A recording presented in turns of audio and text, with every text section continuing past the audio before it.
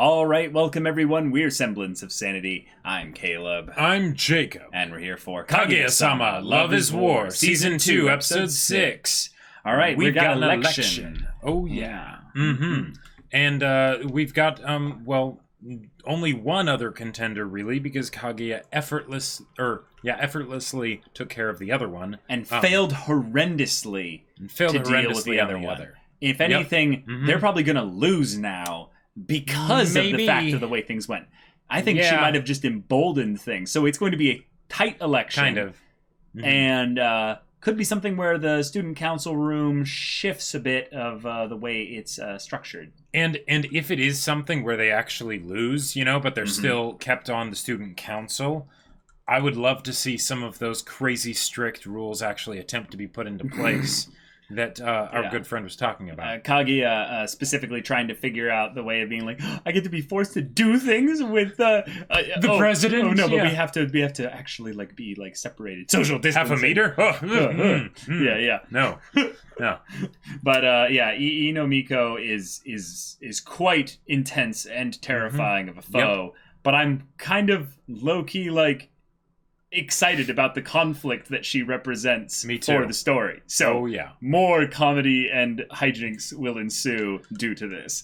And so y'all, without further ado, let's get into this. All right, everyone, now be sure to go check out the reaction portion of the video in the description below, and then come back here for the discussion.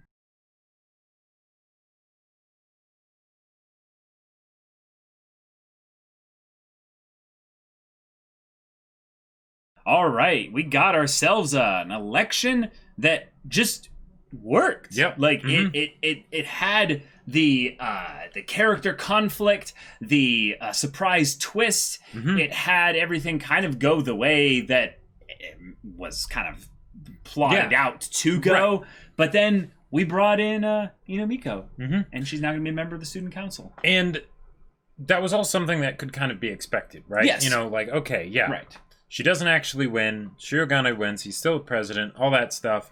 The roles of everyone else on the student council doesn't change. You know. Yeah. But we do have a new member, but the important thing is that even if the results of the election didn't change in a binary fashion, right, Inomiko still was able to win with the help of her newfound friends and some spunk of her own. Yes, and the idea of giving this new character a whole lot of characterization in recent episode after she was introduced is really important. But I think that given that it's in a climactic kind of conflict surrounded around their motivations as a character, and that we kind of know that. I mean, I was kind of hoping that she could win because it would create different types of conflict. Right. Given that it was kind of expected that she would lose, it could be kind of just relegated to, sudden backstory of a side character equals horrible tragic death. She lost in that regard. But no, they didn't do that. They didn't do that at all. They kind of showed us she's actually a more fleshed out character than a lot of the characters we've got already. Yeah, more than Ishigami and Chika. And Chika, because none of the characters have really gotten that kind of treatment. The closest I would say is Kaguya with her dad and things like that. Okay. But we've spent a ton of time on Shirogane and Kaguya, so they're covered on that aspect. And it also sets up the whole idea of who's going to be the president after Shirogane leaves. Because, with how the whole thing works, this is the last time that he'll be president, but there will still be some time potentially when they're at the school and the next person is president, which will be her probably. So that'll be that's something that's sort of in the future there that we can deal with. Yeah, it sets up the longevity of this show and lets us know that in some ways this show will continue on past high school. Right, which I'm very excited about. That's a really cool thing to think about is that in some ways the introduction of this character is the writer thinking about the grander length and scope of the narrative. Yep. So that's exciting. But we got a really big move, I would say, from Miyuki, from Shirogane. Yes. By making this decision here, by listening to Ishigami and hearing exactly what he means by defeat her in a landslide, he did something even better than that. Yeah. Yep. He heard why Ishigami wanted her to be beaten in the landslide. Exactly. He was tired of seeing her try so hard and have it really just wear on her, tearing her down. Yep. This boy is showing some serious empathy. Oh, yeah. Yeah. Like, this is really good stuff, Ishigami. Even if his solution is a very Ishigami-like solution, yes, that is true. Of just completely crush them so that they give up. Life is meaningless. Why are you trying so hard? Exactly. I care about you, so you shouldn't try. So you should not try. Freaking Ishigami. I love him so much because I think what makes him be so wonderful in the unique way that he is that whenever he's brought in to the narrative, he is utilized to nigh perfection. Like, really well. It's in the same way that I would say Hayasaka is brought into the story. Yes. This show understands how to do the side characters really well. Yeah. And that's because in some ways also it just knows how to do characters really well. Because we have what could be a really tropey, repetitive, stale formula here. Yep. But Kaguya and Shirogane or Miyuki, they've grown. They really have. They've changed. Now, Kaguya has some emotional relapses just because, oh my god, she carries so much internally, and this is her specific thing she has to deal with, in a different way from Miyuki. For sure. And yet, oh my god, I loved the scene of instigating this debate. Like, that was really good. It was fantastic. Yeah. It's these kinds of things that make me really excited to see this show go beyond high school. While I still very much want them to hopefully confess their feelings to each other before high school ends, if they don't, and it goes on into college or something like that, or whatever, I don't know. Right. I would still love to see these characters just continue to grow and all of that together, or, however it ends up happening. Yeah. Yeah, because there's really a winning formula here, not just in a formula of keeping everything the same, but in iterating on that formula so that it evolves in a way that is, I feel like, perpetually familiar and yet making it fresh and different. Right. Add to it and add dimension to it, therefore giving extra value to the repetitive things that we've seen thus far. Exactly. Don't take away from it, but, add a little bit of maybe more specific aspects to things within the character's development. So Kaguya having this mental breakdown regarding just do you realize the stress that I went through in order to do this? Girls like me always get used and stuff. Like, Kaguya, we totally get where you're coming from. But the tricky thing is that you're so intense about this because you haven't been able to process this with the guy. So this is the struggle that is born of, in some ways, your lack of communication. Sure. The reason why Shirogane doesn't have to deal with this as much is because he doesn't flip out about these types of things. He flips out about other things. Yeah, like, and he definitely spirals out of control sometimes with regards to it. Right. But it's a different form of pride. Yeah. Yes. If only you knew how much he also, completely flips his whole life around because of you. Yeah. It's really cute and really hysterically stupid in a funny way, but it's wonderful entertainment. I gotta say though, and maybe this is just because Hayasaka has been really a player, right? In this season, just absolutely killing it every time she's on screen. Yep. Yep. Exactly. Yeah. But there are times, even if we are not as hyper competent and badass as Hayasaka, right, where we can be that kind of person for the other person, where from their perspective, you are the person that just shows up, is there, and then jumps out a window, when your crush is coming along or whatever. True. And there's something that's really cool when you know that you are being that person for someone and that they are going to you specifically to be that person. That there's that level of trust where basically it's like, oh God, okay, this happened, et cetera, et cetera. Yeah. And while of course the relationship between Hayasaka and Kaguya is not as balanced as you would hope for in a healthy relationship that is not employer and employee, right? Right. Yeah. it's still great to watch. It is wonderful. Yeah. Hayasaka is just an incredible character. But I really got to give a shout out to having this show go so serious on a new character to upgrade them to a main character as well via this little mini arc here. But showcasing really believable circumstances as to what made them into the person they are. Sure. I believe Mina Iko. Ino Miko. I completely split all the things there. Yeah. So yeah. Swap to the syllables. Yeah, exactly.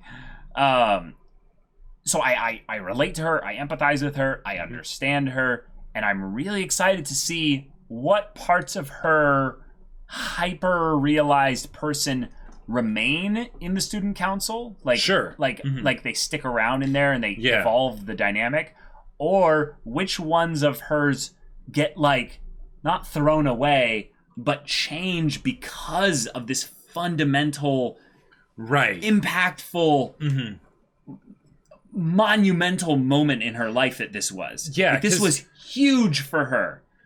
Incredibly. With her character and how she'll fit into the dynamic, on a technical side, I get it, right? Mm-hmm. She's the straight man, right? Awesome, cool. Mm-hmm. As far as from the comedic side of things, the shtick side of things, I'm really curious to see what they do. Because there's the straight man angle there too. Mm-hmm. But with Chika and Ishigami, it was a lot more straightforward of how they were going to contribute to the general antics of the student council, right? Right. Chika is going to be chaos, and Ishigami is going to be snarky commentary and things like that, right? Right.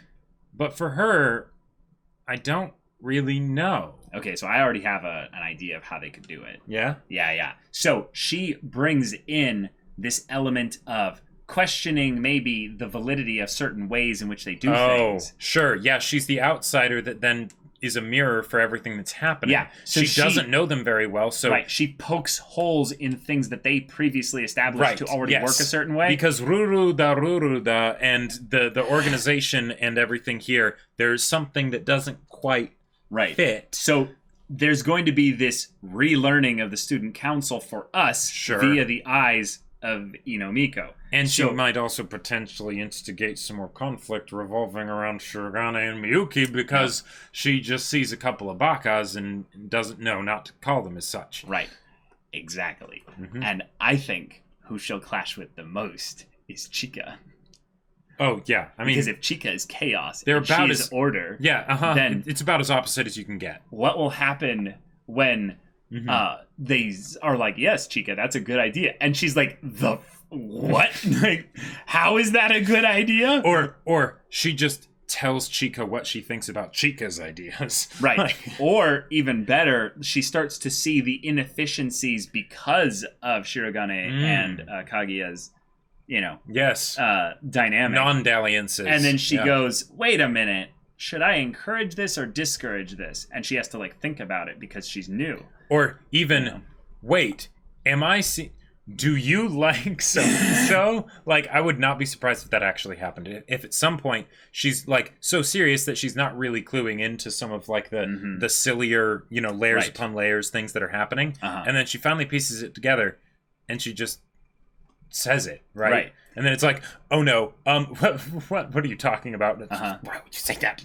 Also, we saw her soundly defeat Kaguya in a previous episode. That's true. So that is very true. So what I would also love to see is to have these mental battles. Mm-hmm. We get to see what kind of internal critical thinking strategy tactics that she uses. Yeah, because she's also incredibly smart. Mm-hmm. She is not a pushover. Yeah. The one thing we've seen her lack in is the stage fright aspect of going to big groups of people and trying to communicate her ideas. But she has no problem group of people just going off against one person. Yep. So this could be really cool. And then there's also the whole factor of as much as the sexual tension between Chika and Ishigami has been entertaining to watch, all those times that she feels she needs to hit him with the fan.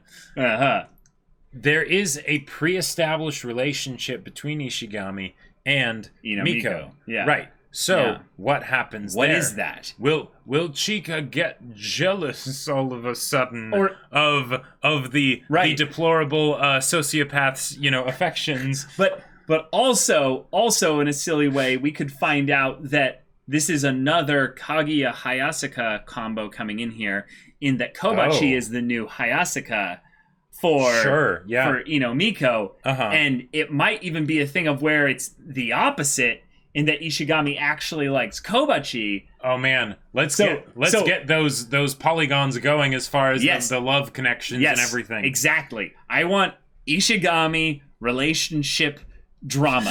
I want it, and I want it now. and it kind of makes sense too, because he's sort of the Sokka character if you think about it. There's like the canon main relationship, right? But then there's sort of the sarcastic the sarcastic Git that's kind of more of the regular guy, Right. But he's still legit. He's still smart. Legit. Yeah, he's smart and everything. But then because it's just that's sort of the one other guy in the situation, and they're not doing any love triangle stuff with the main two, because why would they do that, right? That'd be silly. Ishigami is just there, and are there two girls? Are there 5? Who knows, right? Like think about all the female characters that we could theoretically. I just want polygons of potential, because as long as there's more variables added in, it doesn't matter how it ends up with the lines connecting each other. Man. There's just more potential for lines. So y'all, that's what I want. And I do love battle lines.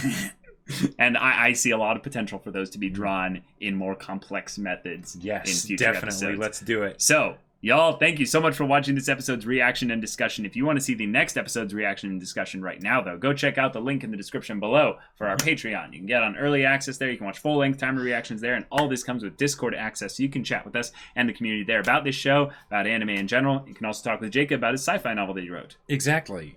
Lines, battle lines. Lines are great, and the sci-fi novel is also great. Yep, you can tell I thought of this beforehand.